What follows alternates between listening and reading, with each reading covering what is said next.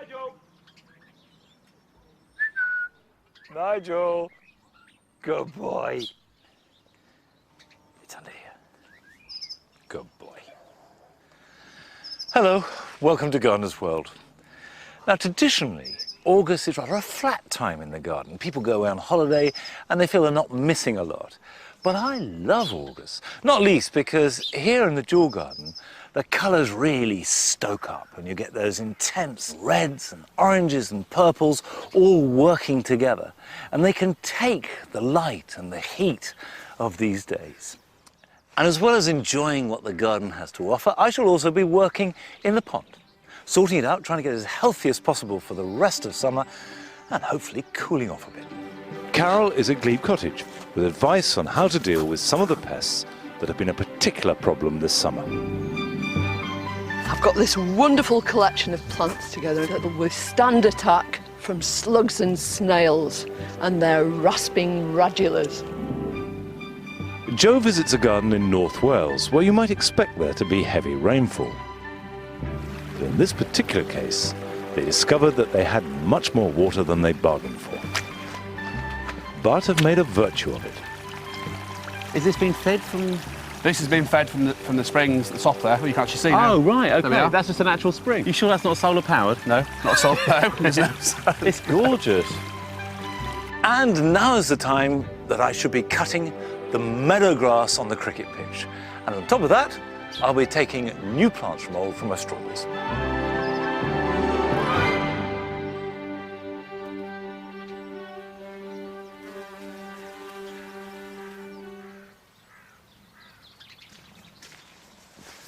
The pond is only 4 months old, but it's already got a nice settled feel.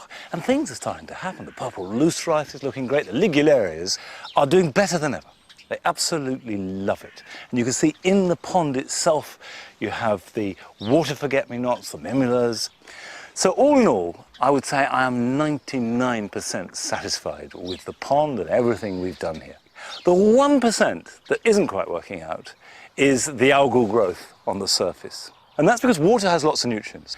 And in July and August, when you've got higher sunshine and more of it, inevitably you get growth. We've got silkweed, which is this sort of frothy, gunky, frankly unpleasant stuff. And as well as that, we have this here, duckweed. And that can spread to form a complete mat over the water. So you need to scoop that out, or at least keep a really tight eye on it. Improve the habitat both for plants and for insects and animals. And they are going to consume nutrients which will compete directly with the algae. So they should help keep the water clear. I've got 3 different oxygenators here. This one is goldfish weed, which comes from southern Africa. And then I've got 2 other natives. I've got hornwort, and then the spiked milfoil. You can very often buy them, like the goldfish weed here, in clumps with a little bit of lead wrapping them together. And the lead means that they sink to the bottom. Now, where this touches the bottom, it will root, but it's also got aerial roots, so if it doesn't get into mud of any kind, it'll still survive. The reason I bought the bucket of water is because it's a good idea to wash them. That gets rid of any risk of introducing either bits of weed or animals that you don't want in your own pond. And then the planting of them couldn't be easier. I'm going to get back in to plant some, but I'll tell you, all you have to do is this. Job done. Chuck it in the water.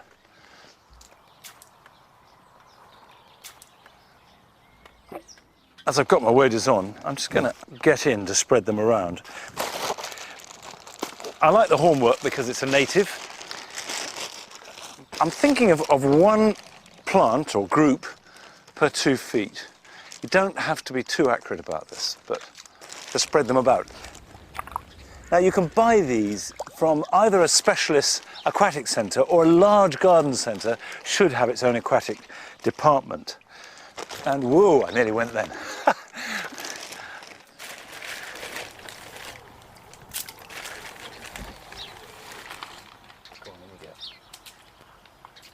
Right, I think that will make a real difference, and we should get some much clearer water as a result. Now, the water in this garden is an event, a happening. It either comes in on the flood or else we make a pond and celebrate it. But Joe's been to visit a garden in North Wales where the water is absolutely an elemental part of the garden. Nestled between mountains and sea, Conwy is one of the wettest regions of Britain. But here lives a gardener who not only has the local weather to contend with, he also lives in an area known locally as the Field of the Seven Springs. You getting the idea? When Dafydd Lloyd Boland moved into his house on a unique Water Riven site, he realised this mountainside location could be a great gardening opportunity. The river comes from the top of the hill over here, and then comes down into our garden, and then through into neighbouring properties over here. When you took over this plot, you knew the river was there, did you? When we took over the plot, we heard water, as we can today. We couldn't see it. It was like a bit of a discovery. We had to creep through the brambles and remove a tree from the top there, and eventually we found the stream we see here today. So you thought, oh, brilliant, I've got my own water, my own irrigation system. Well, that's right, and I thought it was a really great gardening opportunity. You know, we've got all this water. Yeah. We can use it for planting, and yeah.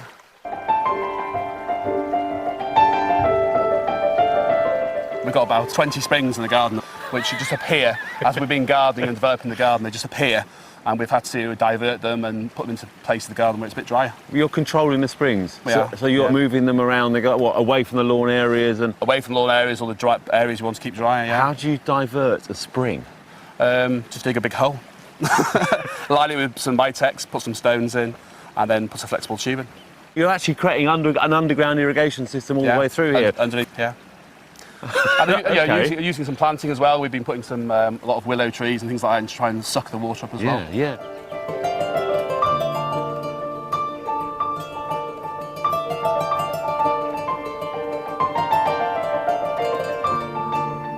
You really have a huge array of plants, really, considering We do, yeah. the diverse conditions that you've got here. Some of them are really dry. Phlomis, lavender. You've got a big eucalyptus tree over there. Yeah. Yeah, that likes to grow in a desert. It likes bushfires on it. Have you diverted streams around it or something? Well, the eucalyptus is quite dry there.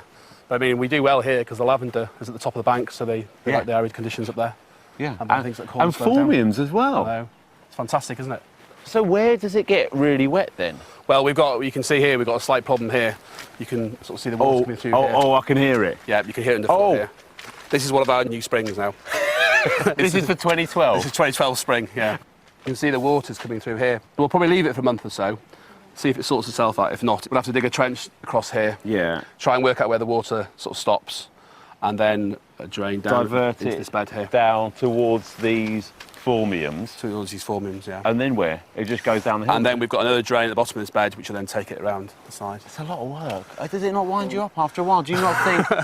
Can I not just have a normal garden? Kind of good sort of garden instead. Yeah, it's Can I not garden rather than become sort of underground plumbing science? That's right. It's like civil engineering, isn't it? But yeah, it's a thing we've got used to, and I find in the past if we ignore it, it causes more problems. So we just get on with it and pop them in.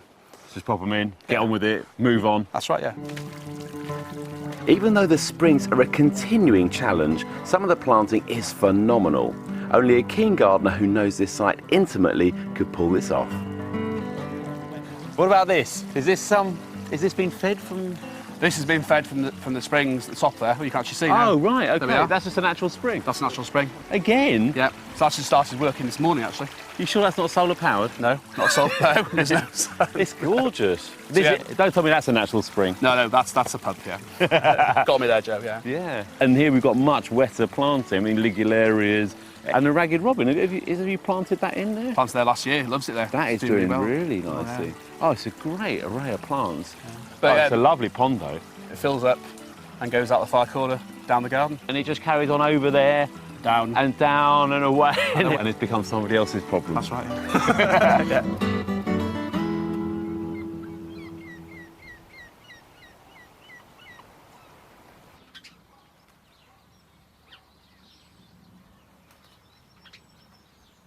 We call this bit of ground the cricket pitch because a long time ago we used to play cricket on here occasionally. Now, the chestnut tree behind me was where the stumps were, so that's how long ago a ball was last bowled. But we have evolved a pattern of treating the grass, of letting it grow and enjoying all that that entails. In spring there are crocus, narcissi and fritillaries, and in early summer they're followed by clovers, buttercups and grasses. Now all in all this is nothing fancy, but it looks wonderful and the insects love it. But when it starts to look a bit tired, we cut it right back and let it revert to lawn. And to get the timing right, we let the seeds form. So the seeds of the wildflowers, and for example the clovers here, are now being shed, and that means if I cut it, the seeds will remain and it will all come back next year. This is not, strictly speaking, a wildflower meadow. Apart from anything else, soil like this is too rich. And if you want to keep the flowers growing strongly in amongst grass, you need to stop the grass taking over. Therefore, cut it, clear it all away, but by timing the cutting right, you can really enjoy what the grass has, plant some bulbs and flowers in spring before it grows too long, and then remove the grass so it doesn't dominate too much. And that way, you can roll it on year on year.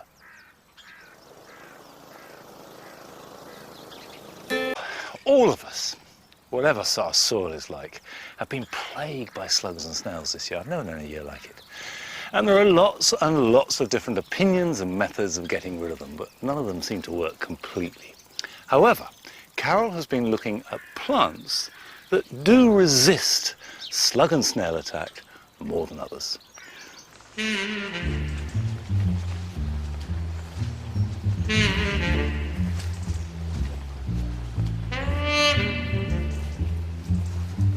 It's been one of the wettest late springs and early summers that any of us can possibly remember. And because it's been so wet, every gardener has had a problem with slugs, and loads of you have written into us. This letter's typical, from Amanda Livingston. I have the most horrendous snail and slug problem. It seems they all live in my garden. I can't grow certain crops because of this problem. As fast as I remove them, they reproduce and multiply exponentially. Well, I'll tell you what, they do exactly the same thing here. Come and have a look at some of the damage they've caused me.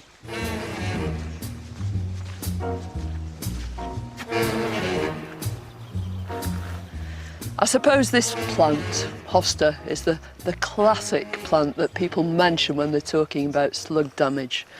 And it's because it's got these soft, fleshy, no doubt scrumptious leaves that slugs just adore.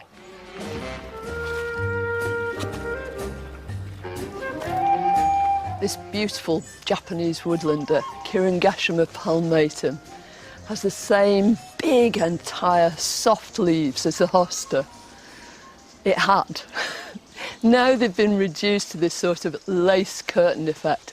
All that's been left behind is the veins that support the surface of the leaf. They're obviously unpalatable and not to the slug's taste at all. Anyway, why go for those when you've got all that lovely soft leaf surface to munch on? But down here is something which seems to be totally impervious. It's a hellebore, Hellebore hybridus, and it's got these big, tough, strong, robust leaves. And the surface of them is extremely hard, impenetrable. The slugs obviously don't find it to their taste. Hellebores are in the family of Ranunculaceae, the buttercup family, and most of the family seem to be impervious to slug damage. You very seldom see slug holes on aquilegias, aconites, all manner of plants, and there are other families too that slugs very seldom seem to attack. If you're planting a new bed or just trying to replace plants that have been badly damaged by slugs and snails, it's common sense really to take a look around your and other people's gardens to see which plants are going to be impervious to slug attack and are going to give you the best possible show for the longest time. Gardeners love roses, but slugs don't. They never touch them. Astilbes too are members of the rose family, Rosaceae. The leaves are quite hard and shiny, but I suspect that Astilbes and lots of other herbaceous members of the rose family, have sort of a medicinal quality to the aroma of their roots, and possibly it permeates the whole plant, leaves, stems and flowers, so astilbes aren't on the menu. Geraniums are another big group of plants that they leave alone. I think the best idea is to put together a selection of plants that slugs and snails just don't like. I've got this wonderful collection of plants together and I'm going to use them to plant this new little bed, but also that they'll withstand attack from slugs and snails and their rasping radulas. They're going to leave these plants alone and allow us to enjoy them. This lovely agastache, it's called blackadder, and it's a very, very aromatic plant. It's got this slightly minty, almost, oh, it's indescribable, this perfume, but it really is strong. And that puts slugs off. This is Nautia. Now, you don't really think of this as being a hairy plant, but when you actually examine the stems and run your fingers up there, it really is. It's quite bristly. And those pom-pom flowers are a total delight, followed by seed heads, and again, very, very long flowering. And I'll emphasise that dark red, that lovely crimson, with these sedums. And although it's got succulent leaves, you really don't get any damage at all on sedums. Possibly when they're just coming through in the spring, but once that hard surface has been made, once it's there, slugs leave them alone. And the panstemon that I want to include in this arrangement is this one. It's called Panstemon heterophyllus heavenly blue, and it has the most beautifully coloured flowers. Panstemon are in the Scrophulariaceae family, the same family as foxgloves. None of those groups of plants ever get eaten by slugs. This belongs to the mallow family, lovely Sidalcias, called Alcihue. Well, hopefully I've given you a few clues about the kind of plants you can choose, not only to make a really long display that goes on giving you joy and beauty for ages, but also one that'll last because it doesn't get consumed by slugs and snails. It's no hardship because there's such a lot of beautiful plants from which to choose.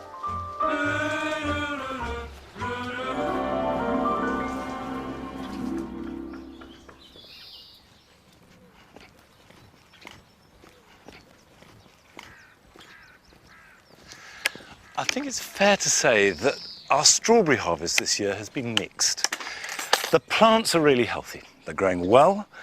They produce lots and lots of fruit. Well, you'd think that was exactly what they're meant to do. The downside was that the fruit tended to ripen unevenly. So you'd see this lovely, luscious red berry lifted up and it'd be white underneath because there just wasn't enough light or heat.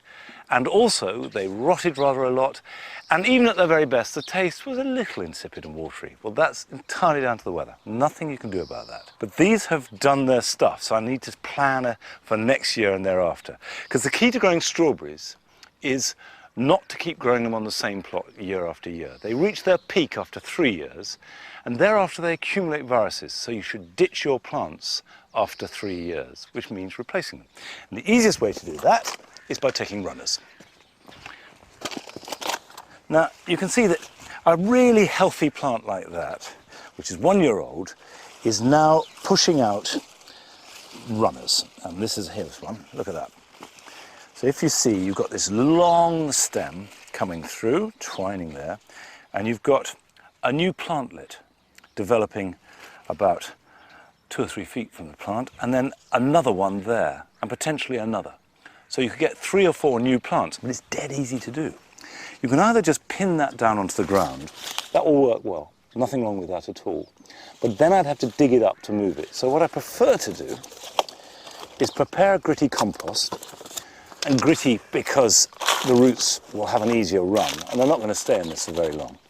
Like that. And then get the runner, and always take the runner closest to the plant. That will have most vigour. And just put it on top of the surface of the compost and pin it down And where it touches the soil, it really wants to produce roots. You don't have to add anything to it or do anything clever. And I'll just scrape that and put it in. Now, it's important that it remains connected to the parent. It's an umbilical cord because it hasn't got any roots of its own yet. Leave it for about 3 to 4 weeks, and if you see nice growth, you can cut it separate from the parent, take it away, and you've got next year's first year plant. And just to stress, you don't grow strawberries on the same plot year after year. But, you know, I'm making it sound complicated. You put them in the ground, they grow, you protect them from the birds, they produce fruit. It's not that difficult. We also grow alpine strawberries, or wild strawberries, that are native, and they can become a bit invasive and a bit of a weed. So by running them underneath a hedge, they're contained, but they look good. And also, the tiny little fruit are delicious, like little strawberry jewels that you can just add to a bowl of yogurt, say. But to pick a decent bowlful really does take a long time. However, there is a variety that's specially been bred from wild strawberries called 4 Seasons. Quattro Stagioni. And I sowed them 18 months ago, and look, I've got really good-sized plants, in fact, practically a hedge of them, and masses of fruit. They taste good, they're big enough to make picking relatively easy, but still small and sweet and delicious. And like the wild strawberry, they go on producing all summer, right into autumn. They spread by seed, by root extension, and also a few runners. So there's a possibility that they could become invasive, but I'll watch and see. Now, if you don't grow strawberries and if you don't want to grow strawberries, here are some other things that you can be getting on with this weekend. Collecting your own seed is doubly satisfying. Not only does it preserve your favourite plants from the garden, but can also save you an awful lot of money. Cut the seed heads off and put them into a paper bag or envelope where they can be stored in a cool, dark place for weeks or even months. If you have flowers that you think are particularly special, it's worth marking them for future collection. But bear in mind that not all plants come true from seed.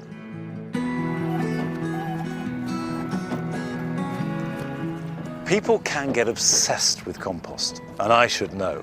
However, there is only one real secret, and that is to turn it regularly, ideally about once a month. And this will let air in, which will feed the bacteria. And you can guarantee all your waste material will turn into good garden compost.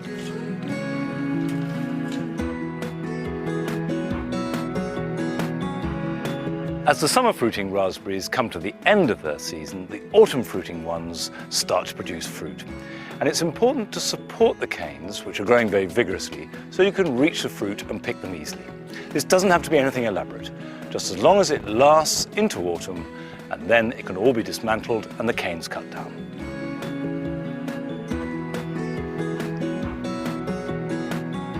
Now that the birds have left their nest, it's the perfect moment to give your hedge a trim.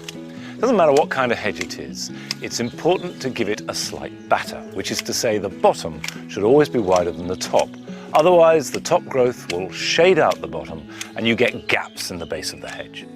Cut the sides first and then trim the top to whatever height you want. And that should keep it looking neat for the rest of the summer.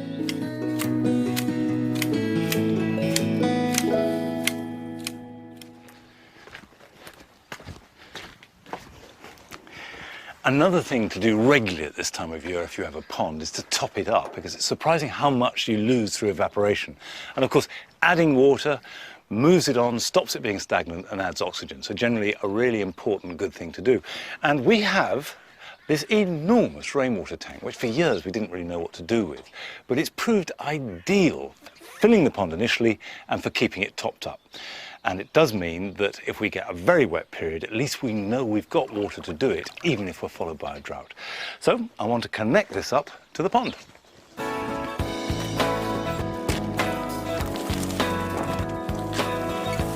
I'm one of these people who can tangle up a hose pipe that has been perfectly sorted out, and it still knots up. And I have to join about 3 to make this happen.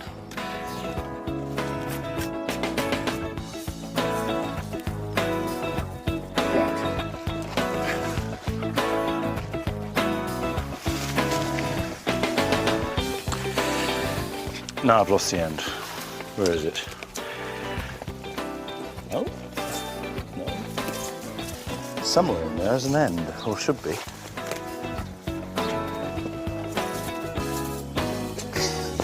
You'd think there are only two ends to a hose pipe, and one end is attached up there. Blowed if I know where the other one's gone. Ta-da! Right, we put that over into the pond, like that. And now I go and connect up at that end, run down here and see if the water comes out.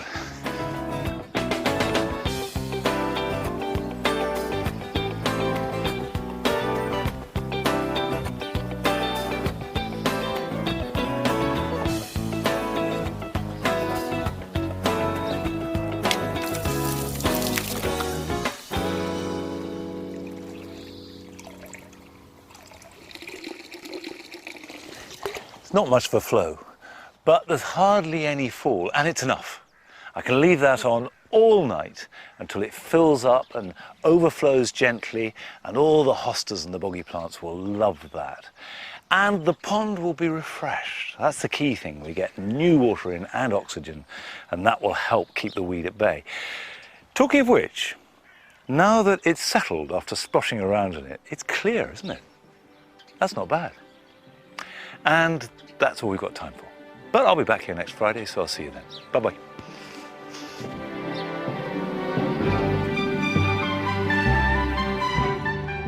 Two world wars, industry and empire on the wane. The great British story of the 20th century is next.